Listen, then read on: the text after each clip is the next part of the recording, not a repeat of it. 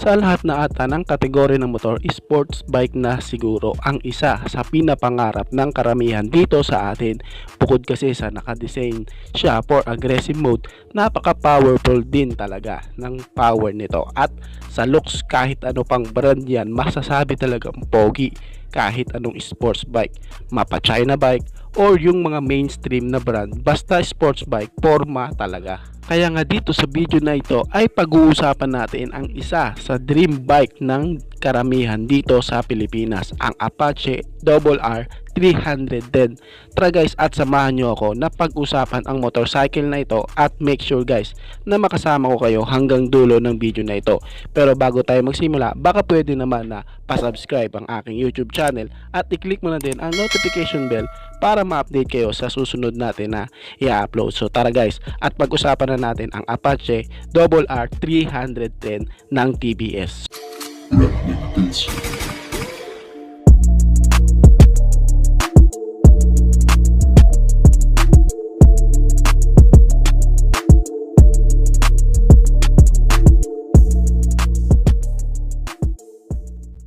Ano nga ba ang pinagsimulan ni Apache RR 310?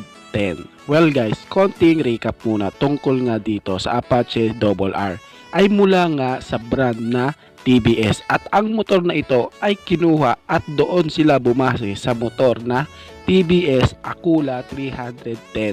Yes guys, kung titignan parang mas maangas talaga si Akula. Talagang masasabi natin na bakit di pa yan ang nilabas, mas maangas yan. Para sa kalaman ng lahat guys, no, si Akula 310 kasi guys ay isa lamang pong concept bike ni TBS. At alam naman natin na kapag concept bike, dito babase ang mga engineer para sa new upcoming bike nila. At noong December 2017 nga, ang concept bike na ito ay ginawa na nga ni TBS. At ito na nga ang TBS Apache RR 310. At ito ay in-launch sa bansang India. At ito na nga daw ang isa sa ultimate track weapon ni TBS, ang Apache RR 310. Ngayon, kung iisipin mo na ano ba yan, baguhang motor, wala din yan, sirain pa din yan. Kung yan ang iisipin nyo, nagkakamali kayo. Ang brand na TBS is 43 years na sa motorcycle industry. At ka-tie up din ng TBS brand ang BMW. Ito nga ang katuwang nila sa pagpuproduce ng kanilang mga motorcycle. At di na pipitsugin ang brand na ito dahil sa loob ng 43 years, napakadami nang napatunayan ng brand na ito. Bukod doon guys, pagdating sa pagmamanufacture ng kanilang mga motor, talagang hindi nagpapatalo ang mga Indiano dahil sa sobrang unique at angas ng kanilang mga motor. At pag-usapan na nga natin ang Apache RR 310. At ito guys ang isa sa nagustuhan ko sa motor na ito dahil ang kanyang engine is nakalagay sa may bandang gitna at ang engine nito ay 312 cubic centimeter engine displacement, single cylinder, at ito ay naka-reverse inclined at liquid cooled at syempre siya ay naka-Bosch EFI. Ang makina na ito guys is ito din ang nakalagay sa BMW G310R. Ano ang maganda sa engine nito? So guys, ipapaliwanag ko no. Dahil sa naka-reverse inclined siya, ang pinagkaiba nito guys is ang kanyang exhaust port niya ay nakapwesto na sa likuran kumpara sa mga normal na motor na nakikita natin na ang kanilang exhaust port is nakapwesto sa unahan.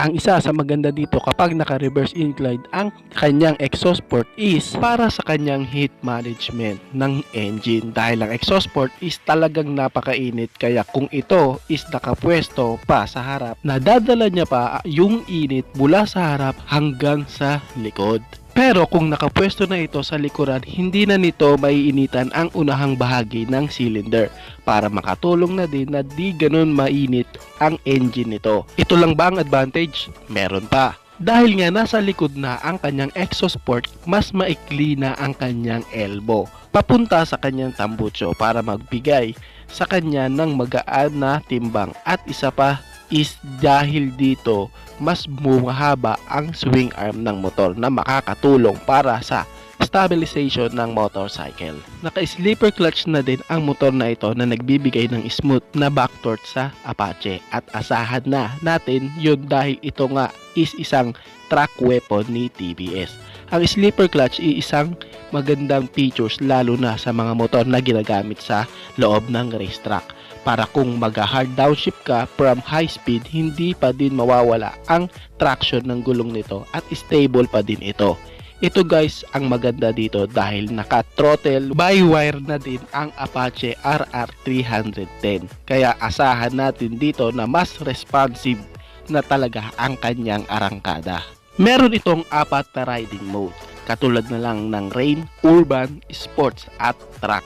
Kung isiset mo ito sa Rain or Urban para sa madulas na daan or city riding, kapag nakaset ka sa mode na ito ay papalo sa 26 HP at 7,600 RPM maximum power at 25 Nm of torque at 6,700 RPM para naman sa kanyang maximum torque kapag Urban and Rain ito nakaset. Kapag nakaset naman ang Apache RR310 sa Sports and Track, kaya nitong pumalo sa maximum power na 34 HP at 9,700 RPM at meron siyang maximum torque na 27 Nm of torque at 7,700 RPM. Yun yung kanyang maximum torque kapag nakaset ka sa Sports and Track. Kaya mag-accelerate ng TBS Apache RR310 sa 0 to 60 kph sa loob ng 2.93 seconds. At kaya naman niyang mahit ang 0 to 100 kph in just 7.17 seconds. Hindi na din masasabing mahina ang power output nito dahil kung titignan sa mga katunggali nitong motor, masasabing makikipagsabayan din talaga ang Apache RR310.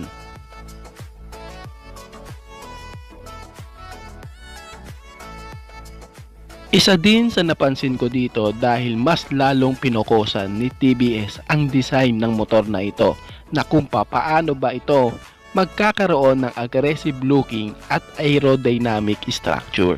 At dahil nga sa track weapon ito, masasabi kong nagawa talaga ni TBS sa motor na ito kung ano ang ideal nila sa 310cc category nila na sports bike. Kaya ito talaga guys is masasabi kong the best na nagawa ng TBS na company. Siyempre katuwang si BMW. At dahil nga kinuha nila ang idea nito sa Akula 310, siyempre hinango din nila ang concept nito sa isang pating dahil sa sobrang unique at angas ng forma nito. Isa sa mahalaga sa motor lalo na sa sports bike is ang aerodynamic at isa sa malaking epekto dito sa sports bike is ang air dragging. Kaya pagdating sa pairings nito, sinulit talaga ng TBS ang pagkakagawa dito. Based nga sa ginawang wind tunnel experiment sa motor na ito, nakuha nga ng Apache RR310 ang aerodynamic science dahil sa lumulusot talaga ang hangin sa bawat sulok ng motorcycle na ito sa kanyang ram air, intake, gill vents, windshield, kaya lalo nilang na-list nila ang dragging resistance. At ito guys is para sa akin lang. Masasabi kong meron ng mapagmamalaki ang Indian history para sa motorcycle industry dahil nakagawa sila ng isang motor na pwede nilang ipagmalaki sa buong mundo dahil sa sobrang atensyon ng details ng napaka-aggressive look, napakaangas na physical appearance at napaka-unique na disenyo ng motorcycle na ito. At isa pa sa pwede nilang ipagmalaki is yung kanyang aerodynamic capabilities nito. At dahil sa nakadesign ang motor na ito sa racetrack, bawat parte ng motor na ito ay may silbi. Hindi nilagay para lang sa forma. Bawat detalye at kaliit-liitang parte may ginagampanan na trabaho. Kung baga sa madaling salita, walang tapon sa motor na ito.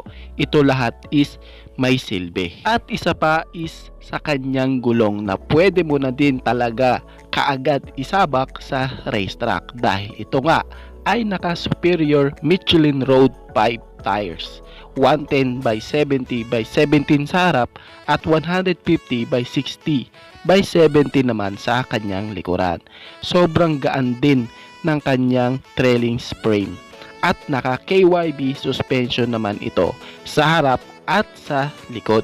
Kaya makakasigurado tayo na mas stable sa pagpasok sa cornering at mas less vibration habang nadaan sa di mga ganon kagandahang kalsada. At ito din sa isa sa nagustuhan ko, yung kanyang 5 inches TFT displays na parang cellphone lang na nakalagay sa unahan. Sobrang upgrade na talaga ng technology nito kasi pwede mo na ring i-connect ang cellphone mo dito at including na nga dito yung map navigation. Kaya masasabi kong napakagandang features na talaga ito sa motor na Apache RR310 ng TVS. Nag-iiba-iba din nga pala ang design ng TFT displays depende sa pipiliin mong modes. Nasa left side ang kanyang control cubes. This allows to change the riding modes kung ano ang mas okay sa iyo at kung ano ang situation ng road. May bigat ito na 174 kg at pagdating naman sa kanyang braking system, disc brake sa harap at sa likod and both na naka ABS. Meron naman siyang fuel tank capacity na 11 liters. Naka LED na ang mga ilaw nito at meron itong maximum speed na 160 kph. Pero nakadepende pa din ito sa rider na maghehenete ng motor na ito. Ngayon, kung tatanungin mo kung ilalabas ba yan dito sa Pilipinas, ang sagot po is yes. Actually guys, pwede nyo nang mabili ang motor na yan sa malapit na Wheeltech outlet dyan sa inyong lugar. Pwede kayo pumunta at mag-inquire sa kanila kung tatanungin nyo naman. Guys, ang presyo, wag sana kayong magagalit sa akin kasi bilang respeto sa Wheeltech, mas mabuti na sa kanila nyo na lang itanong ang presyo ng motor na ito.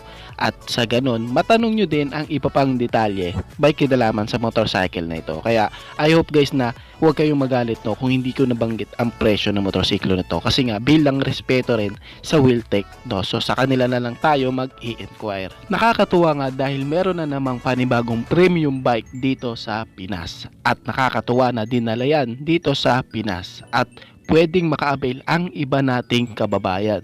Based sa mga sinabi ko kanina, sulit na talaga ang motor na ito sa kanyang bodyworks, looks, specs at sa iba pang detalye. In short, wala talagang tapon, lahat may paggagamitan. Kayo guys, anong masasabi nyo sa motor na ito? Paki-comment naman ang inyong reaksyon. Maraming salamat po. Bago nga pala matapos ang video na to guys, baka pwede naman na makahingi sa inyo ng isang like mula sa inyo para bilang pagresuporta din sa ating YouTube channel. At sa tingin ko guys is dito ko na lamang po tatapusin ang ating vlog.